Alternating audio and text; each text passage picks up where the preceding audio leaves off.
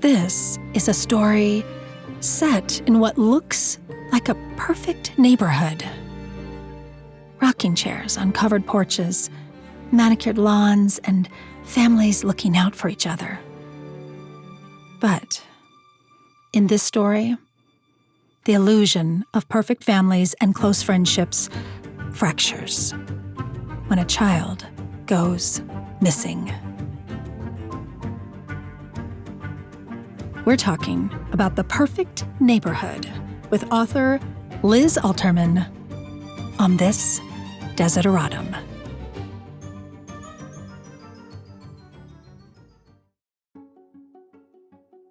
Desideratum is a Latin word. It means things that you desire as essential. This podcast celebrates storytelling and storytellers as essential.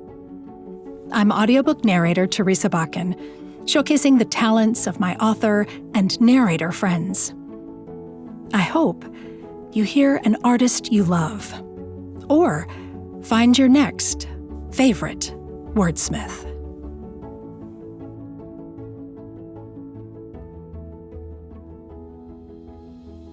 You're giving readers pieces of a puzzle through the different points of view. I felt like I was kind of collecting clues, collecting info as I was going, but then the whole time I was like, what is really going on? Okay. Oh, good. I'm glad to hear. I always wonder, because it's hard, I think, as the author, of course, I know where it's going, or I like to think I know where it's going. Sometimes the characters will lead me in a different direction, but I'm always wondering, okay, will a reader be engaged, or will they see this? And then unfortunately, sometimes I will talk it over with my family. So then I feel like I lose a fresh audience in them. I'll ask my husband, okay, what do you think? And he's like, well, honestly, you already told me what was going to happen. So I can't be objective anymore. I'm like, oh. So every time I'll say to him, okay, the next thing I write, I'm not telling you anything. I'm going to keep you fresh and pristine. And then he says like, all right, good luck with that. I don't think you'll be able to do it.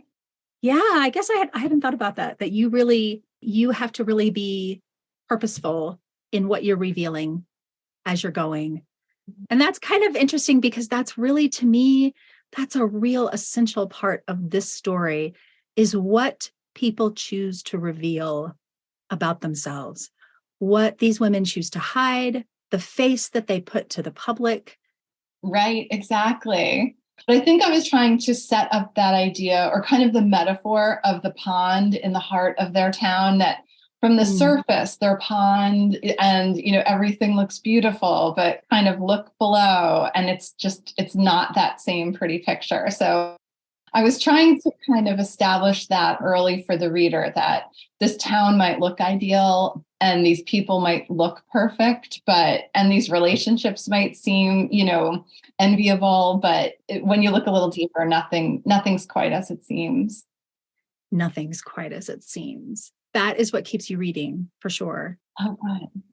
I'm glad you brought up the pond, because I actually had written down that quote from Cassie. She says, Oak Hill Pond is a bit like the community itself. Picture perfect at first glance, but you probably don't want to know what's going on beneath the surface. And so that gets me to, I really wanted to talk about this town, this suburbia, very cookie cutter, really lovely. But it's not really. So the setting was very important, I think, to this story. I think so too. And I have to say, it's funny because where I live in New Jersey is maybe just about 20 minutes away from where I grew up. And then I also worked in a different direction, in about 20 miles in another direction, in a town that's also very similar. So it's funny, I still know people from each one of these areas. And every time I'll speak with someone, they'll say, oh, you based it on here, or you based it on here. It's just like this. And I'll say, really, it's kind of a combination of all of these towns. And I think in New Jersey, you can find a lot of these towns where there's this quaint, charming downtown area, and everything seems lovely, and people seem helpful and friendly. But I have known people a bit like the characters in the story. People will say, "Did you base these on real people?" And again, they're sort of composite characters. And for example, my mom still lives in the town where I grew up, and there are a lot of people who will start meal trains, as one of the characters does in the novel.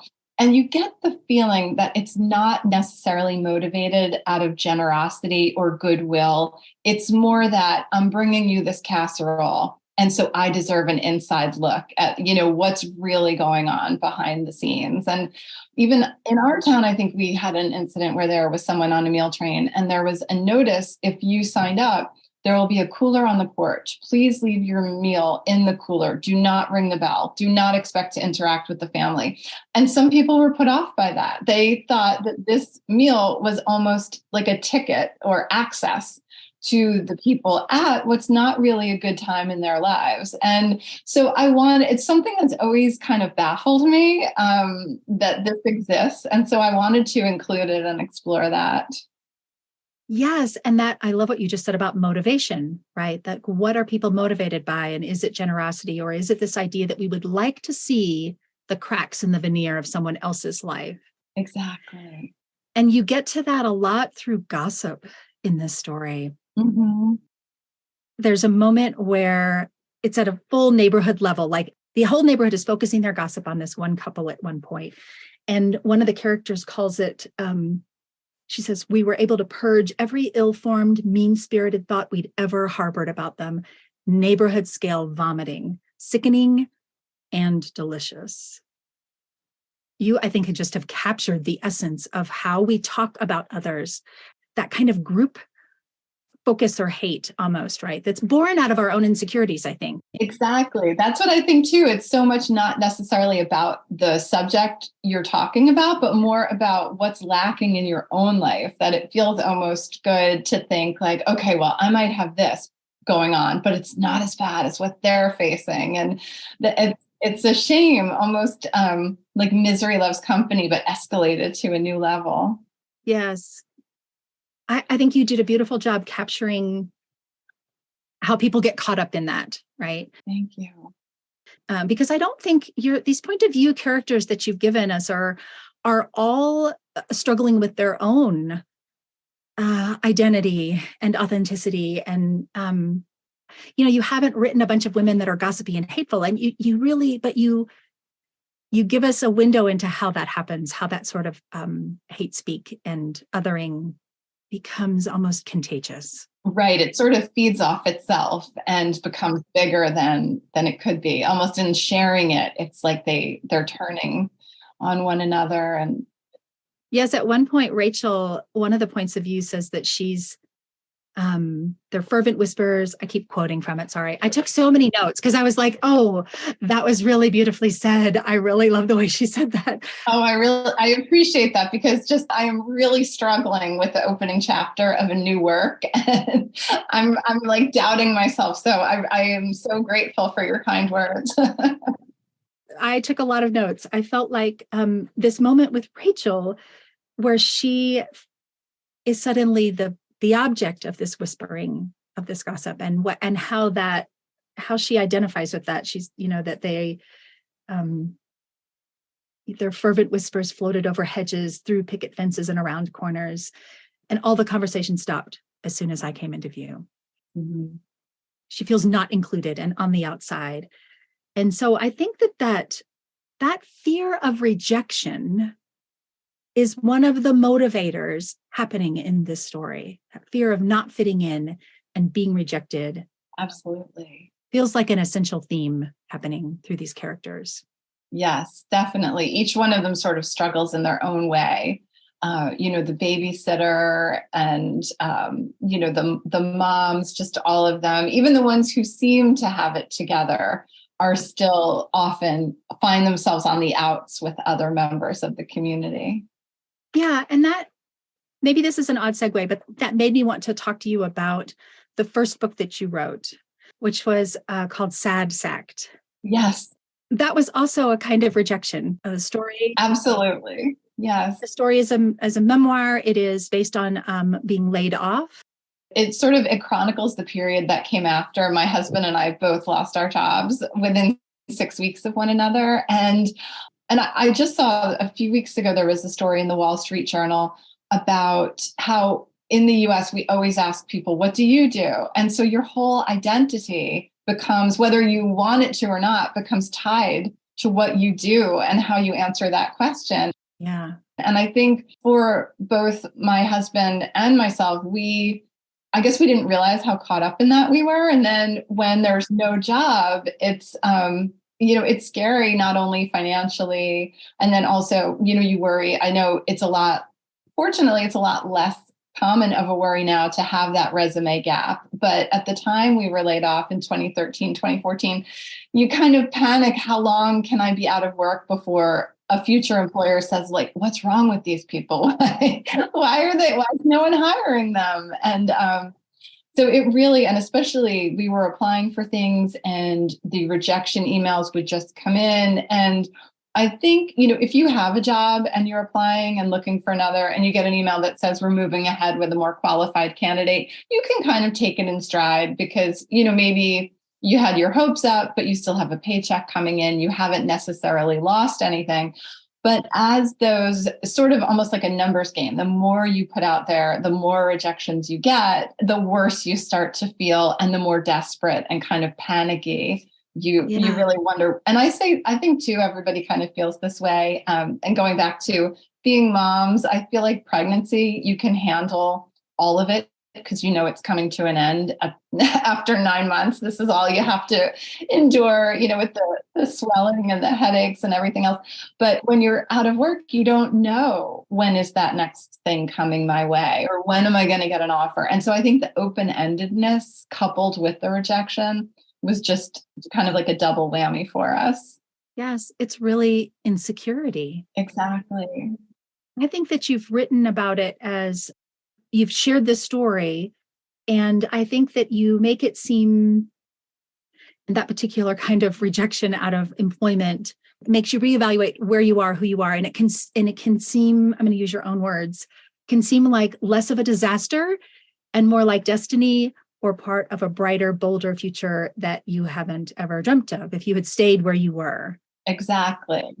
That's from a blog that you wrote about it. Oh, thank you. Thank you for reading.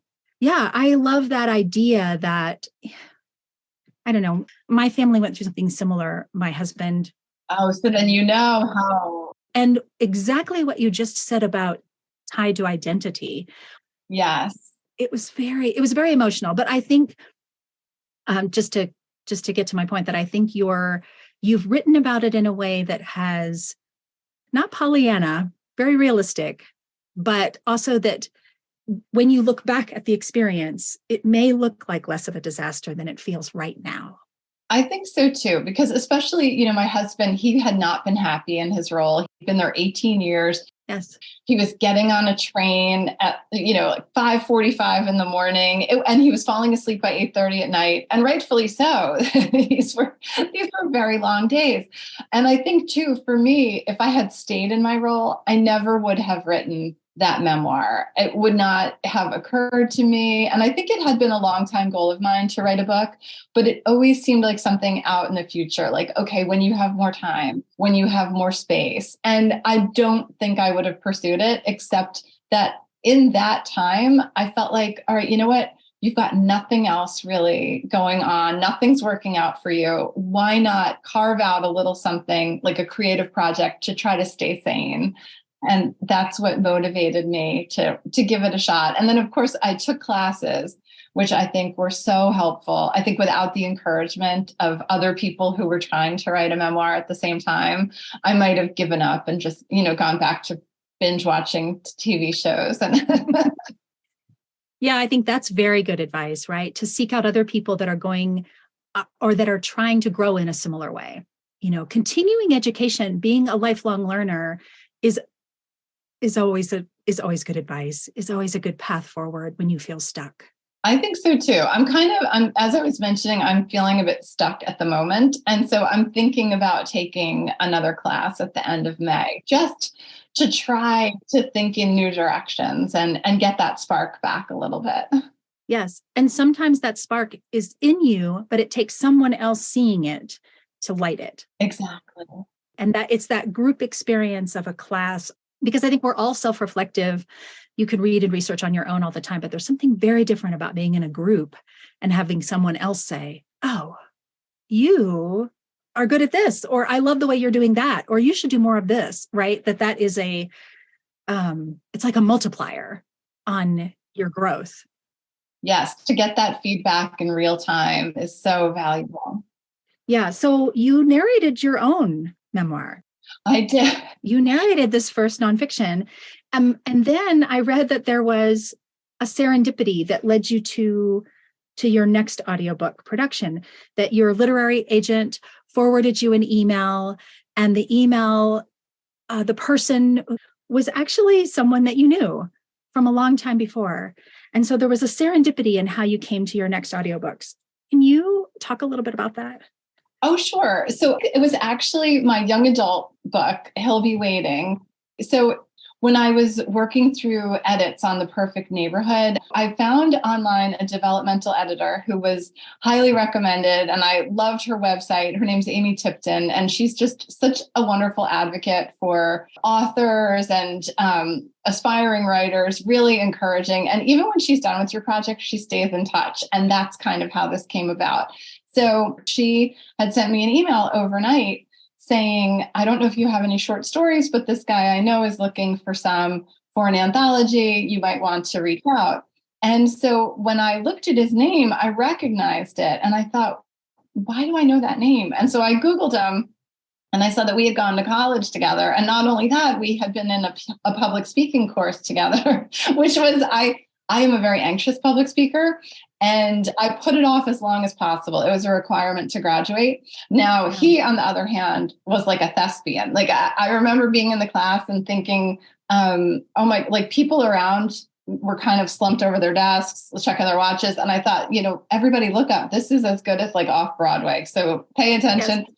So sure enough, I could remember one of the speeches that he gave because he tied it into a Sting song. And so I said to my husband, should I write to this guy, or am I going to look like a weirdo that I have been remembering this speech that he wrote 25 years ago? And my husband was kind of like, you go to the grocery store and you can't remember basic items like bread or milk. How are you remembering this guy's speech from...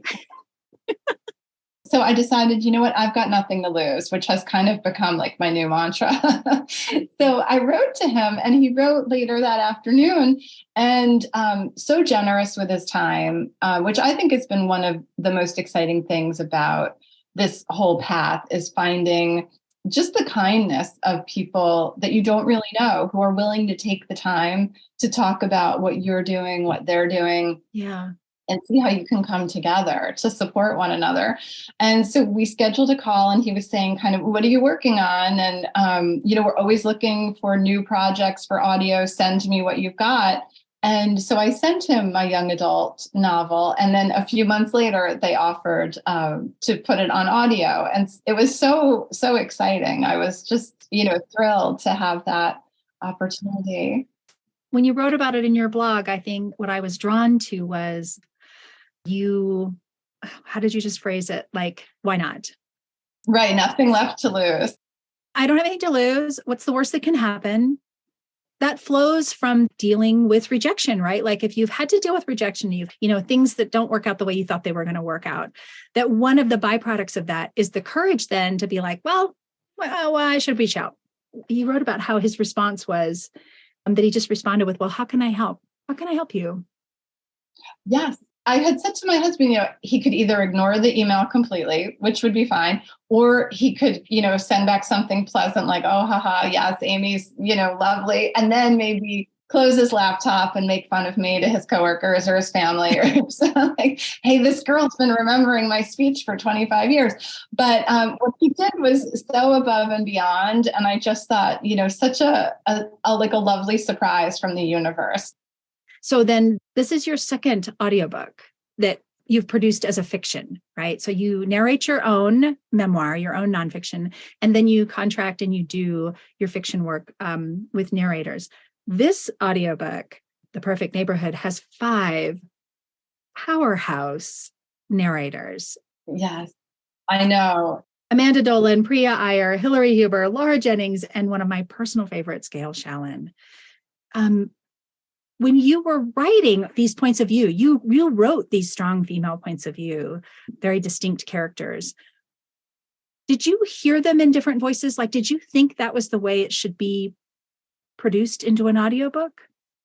I think I hadn't even let myself dream that it could get to that point. And so I think when the publisher Crooked Lane came back and said, we've sold your audio rights and it's going to be a cast, I just couldn't believe it. I felt so fortunate.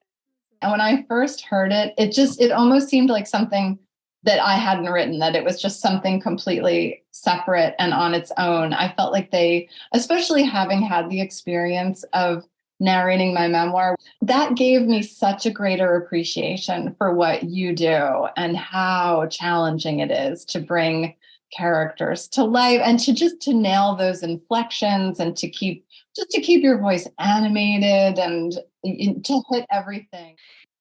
Okay, that's a good spot to pause and listen to some of the audiobook. But before we dive in to part of the story, I want to share some exciting news.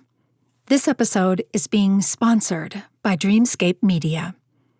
Dreamscape is an independent, award-winning audiobook publisher. They produce a wide range of titles from motivational self-help to suspenseful mysteries like this one. I love that their goal is to provide the best, most high-quality audiobooks to listeners everywhere. And I hope you'll connect with them. Visit them at dreamscapepublishing.com, where you can sign up for a weekly newsletter that has audiobook deals and updates on their regular audiobook giveaways. You can also connect with them on Facebook, Twitter, Instagram, and TikTok. I'll put all their links in the show notes. Okay, back to the story. You'll remember this is a full cast production. Narrators Amanda Dolan, Priya Iyer, Hillary Huber, Laura Jennings, and the narrator you'll hear right now, Gail Shalan. She's the voice of Cassie, the babysitter. This is from The Perfect Neighborhood, written by Liz Alterman, produced by Dreamscape Media.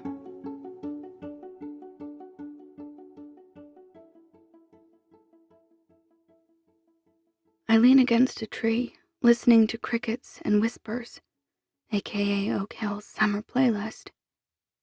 Everyone stands still as statues, waiting for the dreaded "over here" or "got something." I hold my breath, watching the police comb Oak Hill Pond, as Kyle Kinsley claps me on the back. "Kyle!" I jump. "Holy crap, you scared me." I gasp for air as if I'm the one at the bottom of the muck. Police officers in boats the size of bath toys have spent the last hour dragging the still water, while the crowd looks on. "Hello, Cassidy," Kyle says with a wave, as if this were just an ordinary Saturday night. "How are you doing?"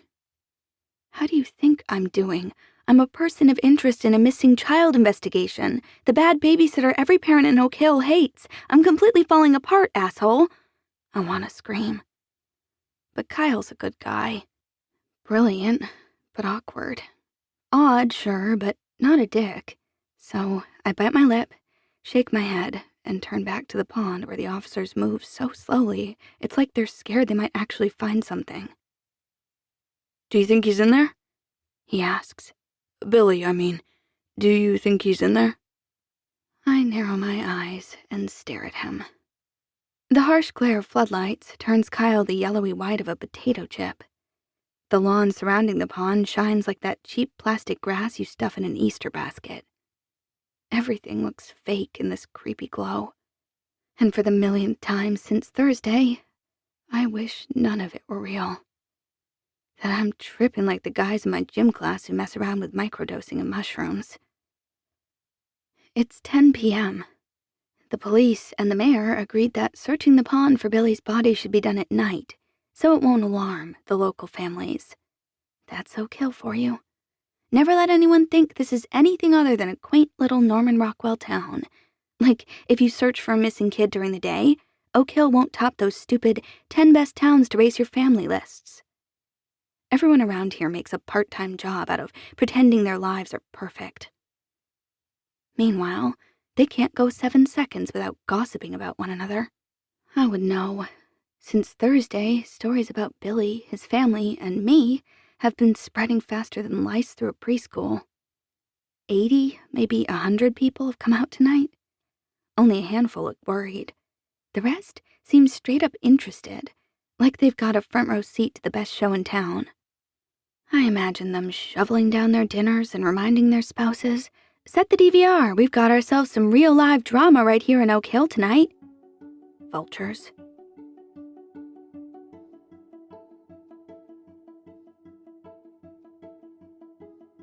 All very different women.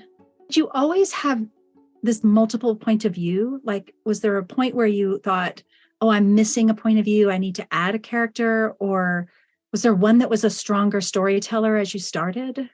Oh, that's a great question. I think it was challenging. I knew I definitely wanted Rachel, and I wanted Allison, and I wanted Cassidy. And then as the story went along, I thought, you know what, I'd like maybe Lindsay, who's kind of, as I like to say, I think she was fun to write because she was that kind of snarky mom who felt like her own life was kind of perfect. So, and she didn't really have any skin in the game. She doesn't have a missing child. She's not the babysitter. She also thinks her husband is very nervous now that there might be a predator on the loose, and she believes he's overreacting. So she's not even that worried about the safety of her own children in Oak Hill. She's, more concerned with why am I drinking wine out of a plastic Solo cup? Where's my glass? That kind of thing. And, what about who's got the best pool guy and what are we serving at this fundraiser? And so she was fun to write. And I wanted her to kind of bring in a different perspective, one that was maybe, I don't know if lighter is the word, because I know a lot of people say, oh, she was so catty, I didn't like that character. But I wanted her to be able to share things that the other characters might not have been privy to, or I wanted her to weigh in a different way. I love that you included a teenager. Like, a lot of that behavior begins when you're a teenager. I think so too, right? What you're surrounded with and your influences. Yes, and how you choose to outward face. Like, she has really the healthiest. There's also a lot of mother-daughter relationship in here. Yes. And she has what I think is the healthiest relationship, and yet she keeps a big secret. Exactly. She has a really great relationship with her mom, and yet she still masks what she's really feeling, what she's really going through. Exactly. And so I think using a teenager was a great demonstration of that. How we put on this outward face or don't, what we show to people, and how that can lead to like really unhealthy decisions. Exactly. I think so too. The last question that I always ask, or that I try to ask, has to do with the name of the podcast. So desideratum is a Latin word. It means things that you desire as essential. The reference to it comes from a poem that was called Desiderata that hung on the wall when I was growing up. Oh, my mom has it too. Really? Oh, wow. Yes. So it has really stayed with me. So I ended up hanging up in my own kitchen for my own kids. And it was a reference point for what's valuable, what's essential, kind of life lessons. So when I first started doing this podcast, I felt like it was an opportunity for me to connect with storytellers and spend more time in story, thinking about story, because that felt essential to me. So I like to be able to ask people, for you, if you had to explain to other people, what is most essential? What do you say? That's a great question. For me, I think humor is most essential. I think that is probably my go-to. I think whenever things are hard or challenging, I grew up watching a ton of David Letterman, and my goal career would have been to be a top 10 list writer. And I think there's something about it that if I'm in a bad mood and something can strike me as funny, I can lift myself back out of it. And I think that was kind of what I was trying to do with the memoir, was to kind of take a dark situation and not minimize it, but point out sort of the funny things about it. And I think anytime there's an opportunity to use humor, or I'll try, even with my kids being in school, or my oldest is in college, we do this thing where I'll send them like true or false and with a colon, and then I'll just say something crazy. And sometimes it's true, and sometimes it's just something completely silly that I've made up. And it's kind of, you'll always get back like an LOL, I hope that's false, or and sometimes it is, and sometimes it isn't. But I think that humor to me, or trying to see the bright or the lighter side, is something that kind of keeps me grounded, and especially in the face of so much rejection in this industry, and also being alone trying to create or to write. I think it's important to kind of try to hold on to levity wherever you can. Yes. Levity is a great word for it, right? Because without humor, we are just, the weight of things can be too much. I think so.